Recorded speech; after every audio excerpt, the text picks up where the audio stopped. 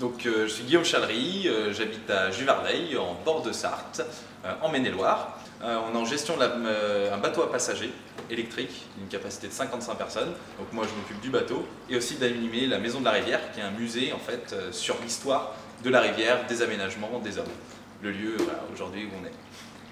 Alors avec les amis, c'est se balader. On a quand même ici un territoire où on a des chemins de randonnée qui nous offrent la possibilité de passer voilà, une après-midi ou une journée en vélo facilement et puis observer le paysage, les oiseaux, voilà, c'est ça qui me plaît entre amis. Le coup de cœur pour moi c'est la traversée du bac à Juvardeil parce qu'on n'a pas l'occasion souvent de traverser la rivière à part sur le pont en voiture.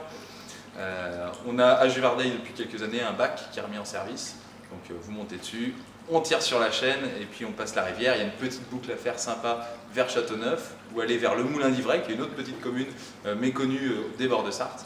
Et là pour moi c'est vraiment le lieu sympa, quoi.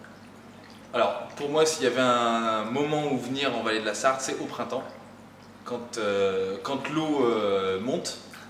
Personne ne va vous dire ça, mais oui, ici dans les basses vallées angevines, on est sur une grande cuvette où l'eau prend vraiment toute la place au printemps.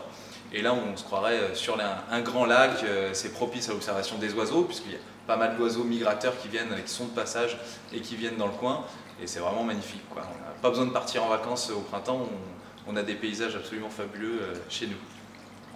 On est toujours autour de l'eau, mais moi, mon anecdote marquante sur le territoire, c'est j'étais petit, c'est 95, les inondations, avec la joie de ne pas aller à l'école au collège à ce moment-là, puisque les routes étaient coupées. Un peu moins la joie pour les parents, parce qu'ils devaient faire des kilomètres et des kilomètres pour aller au travail. Mais puis d'aller en botte dans les rues, et ça c'était vraiment sympa. Un petit peu moins pour les habitants de Chef, la commune d'à côté, qui a été évacuée en 1995, il n'y avait plus un habitant. C'était renommé Chef-sous-Sarthe, à la place de Chef-sur-Sarthe. La rencontre qui m'a marqué, c'est celle d'André Grazelli, qui est, on va dire, maintenant retraité de la batellerie, puisqu'il avait un bateau à passagers sur la Sarthe, à Chef. Ça faisait 20 ans qu'il exploitait un bateau. Il a terminé sa carrière en 2010. Et c'est, on va dire, dans la continuité de ce qu'il a fait, voilà, on a pris un peu le relais, parce que c'est une mémoire de notre coin, et c'est aussi pour ça qu'on reste ici, c'est parce qu'on aime découvrir l'histoire de notre région, mais en même temps pouvoir la communiquer aux gens, aux touristes, mais aussi aux habitants, parce qu'il y a des nouveaux habitants, et puis il y a des habitants qui ne savent pas vraiment voilà, quelle est l'histoire du coin, et ça pour moi c'est une rencontre qui m'a marqué, qui me marquera toujours. Embarquement immédiat pour la vallée de la Sarthe, une terre pour changer d'air.